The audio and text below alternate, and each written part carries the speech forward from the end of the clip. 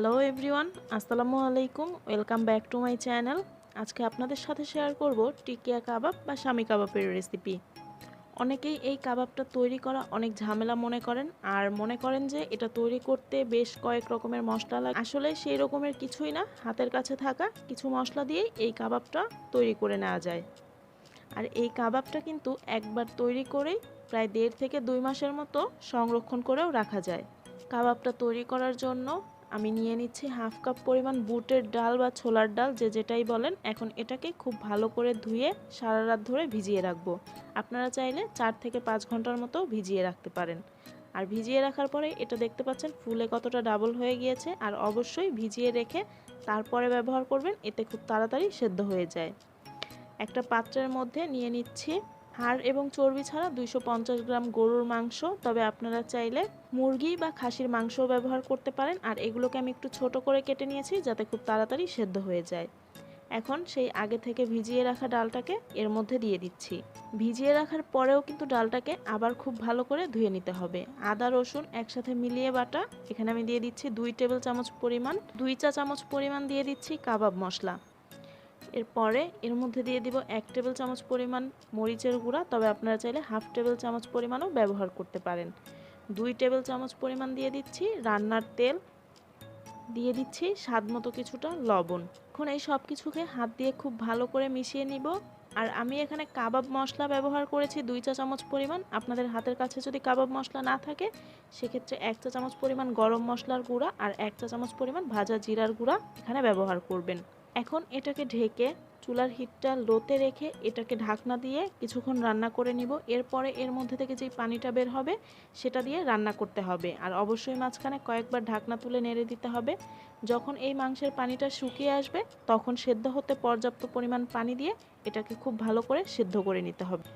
সেদ্ধটা মোটামুটি সবাই করতে পারবেন, আর এই প্রসেসটা যেহেতু আমি বলেই দিয়েছি তাই আর আমি এটা দেখালাম না। খুব ভালো করে আমি এগুলোকে সেদ্ধ করে নিয়েছি। আর দেখতেই পাচ্ছেন এর মধ্যে কিন্তু কোনো প্রকার পানি রাখা যাবে না, একেবারে শুকনো শুকনো করে ফেলতে হবে। দেখিয়ে দিচ্ছি মাংস এবং ডালটা কত সুন্দরভাবে সেদ্ধ হয়ে গিয়েছে। আপনারা চাইলে এর থেকে বেশি, মানে একেবারে ভর্তা টাইপের করেও সেদ্ধ করে নিতে পারেন। সেক্ষেত্রে আপনাদের ব্লেন্ড করতে বা বেটে নিলেও খুব সুবিধা হবে।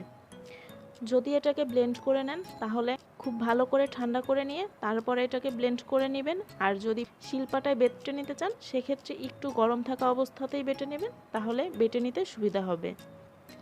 আর অবশ্যই একেবারে মিহি করে এটাকে পেস্ট করে নিতে হবে। দিয়ে দিচ্ছি এখানে হাফ কাপের থেকেও কিছুটা বেশি পেঁয়াজের বেরেস্তা। আপনারা চাইলে এখানে 3/4 কাপ পরিমাণ পেঁয়াজ কুচিও ব্যবহার করতে পারবেন। 1.5 টেবিল চামচের মতো দিয়ে দিচ্ছি ধনিয়া পাতা কুচি। ধনিয়া পাতার পরিবর্তে কিন্তু আপনারা পুদিনা পাতাটাও ব্যবহার করতে পারবেন। 1 টেবিল চামচের মতো দিয়ে দিচ্ছি কাঁচামরিচ কুচি, তবে কাঁচামরিচ কুচিটা অবশ্যই নিজেদের টেস্ট অনুযায়ী ব্যবহার করবেন। এই পর্যায়ে আমি আরও হাফ চা চামচ পরিমাণ কাবাব মশলা ব্যবহার করছি। আর এখানে আপনারা কাবাব মশলার পরিবর্তে হাফ চা চামচ গরম মশলার গুঁড়াও ব্যবহার করতে পারবেন। এখন এর মধ্যে হাফ টেবিল চামচ পরিমাণ লেবুর রস দিয়ে খুব ভালো করে এটাকে মেখে নিতে হবে। চেষ্টা করবেন একটু সময় নিয়ে খুব ভালো করে সব কিছুকে একসাথে মেখে নেওয়ার। খুব ভালো করে মেখে নেওয়ার পরে আমি এর মধ্যে দিয়ে দিচ্ছি একটা ডিম। ডিমটা দেওয়ার পরে আবারও কিছুক্ষণ খুব ভালো করে এটাকে মেখে নিতে হবে। আমি এখানে একটা ডিম দিয়ে মেখে নিয়েছি, এতেই আমার মিশ্রণটা পুরো পারফেক্ট ছিল। আপনাদের কাছে একটা ডিম দেওয়ার পরেও যদি মনে হয় মিশ্রণটা বেশ শক্ত সেক্ষেত্রে আরও একটা ডিম ব্যবহার করতে পারেন। মিশ্রণটা ঠিক এইরকম হবে, একেবারে কিন্তু নরম করে ফেলা যাবে না, সেক্ষেত্রে কাবাবের শেপটা ভালো করে দিতে পারবেন না। হাতটাকে ধুয়ে আমি হাতের মধ্যে ভালো করে তেল মাখিয়ে নিয়েছি। এখন এগুলোকে নিজেদের পছন্দ মতো ছোট বা বড় সাইজের করে শেপ দিয়ে তৈরি করে নিতে পারবেন। আমি এখানে যে সাইজের করে কাবাবগুলো তৈরি করব তাতে আপনারা প্রায় 18টার মতো কাবাব তৈরি করে নিতে পারবেন। আর যদি এর থেকেও একটু ছোট করে তৈরি করেন সেক্ষেত্রে প্রায় 20 থেকে 22টার মতো তৈরি করে নিতে পারবেন। একে একে সবগুলোকে আমি এভাবে তৈরি করে নিব।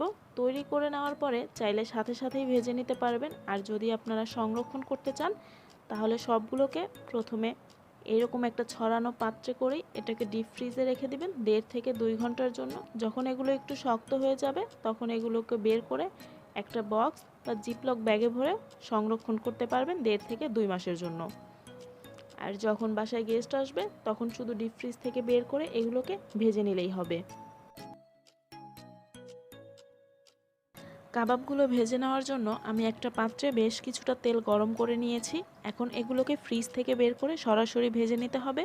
এগুলো কিন্তু ভাজার জন্য ফ্রিজ থেকে বের করে নরমাল করার কোনো দরকার নেই। এগুলোকে দেওয়ার পরে সাথে সাথে উল্টাতে যাবে না, যখন এক পাশ খুব ভালো করে হয়ে যাবে তখনই এগুলোকে উল্টে দিবেন। দুই পাশে যখন এইরকম কালার চলে এসেছে তখন আমি এই সবগুলোকে তুলে নিচ্ছি। আর এভাবে করেই আমি সবগুলো কাবাব ভেজে তুলে নিব। তৈরি হয়ে গেল খুব সহজেই মজাদার শামি কাবাব বা টিকিয়া কাবাব। এখন আমি আপনাদেরকে একটু ভেঙে দেখিয়ে দিচ্ছি এর ভেতরটা ঠিক কেমন হয়েছে। মাংস এবং ডাল দুইটাই যেহেতু আগে থেকে সেদ্ধ করা, তাই এর মধ্যে সেদ্ধ হওয়ার কিছুই নেই। তাই এগুলো ভাজতেও কিন্তু সময়টা অনেক কম লাগে, শুধু দুই পাশ থেকে একটু কালার চলে আসলেই হবে। 4 থেকে 5 মিনিটের মধ্যেই কিন্তু এগুলো ভাজা হয়ে যায়। আশা করছি আমার আজকের রেসিপিটি আপনাদের কাছে ভালো লেগেছে। যদি ভালো লেগে থাকে ভিডিওটিতে একটি লাইক দিয়ে ফ্রেন্ডস অ্যান্ড ফ্যামিলির সাথে শেয়ার করবেন এবং আমার চ্যানেলটি যদি এখনও সাবস্ক্রাইব করে না থাকেন তাহলে অবশ্যই আমার চ্যানেলটিকে সাবস্ক্রাইব করবেন। সবাই খুব বেশি ভালো থাকবেন। আল্লাহ হাফেজ।